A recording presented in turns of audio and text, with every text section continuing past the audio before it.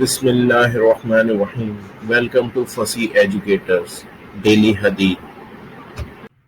اسامہ بن زید رضی اللہ عنہ سے روایت ہے کہ انہوں نے عرض کیا، اللہ کے رسول، کیا آپ مکہ میں اپنے گھر میں ٹھہریں گے؟ آپ صلی اللہ علیہ وسلم نے فرمایا، عقیل نے ہمارے لیے گھر یا زمین چھوڑی کہاں ہے؟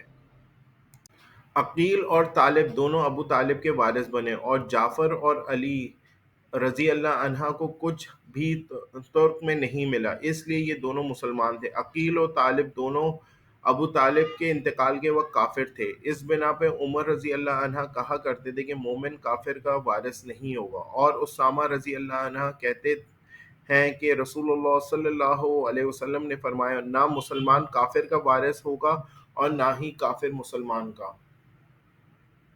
It was narrated from Usamah bin Zaid that he said, O Messenger of Allah, will you stay in your house in Makkah? He said, has Aqeel left us any houses? Aqeel had inherited Abu Talib along with Talib. Neither Jafar nor Ali inherited anything because they had been Muslim, and Aqeel and Talib had been disbelievers. So on account of that, Umar would say the believer does not inherit from the disbeliever.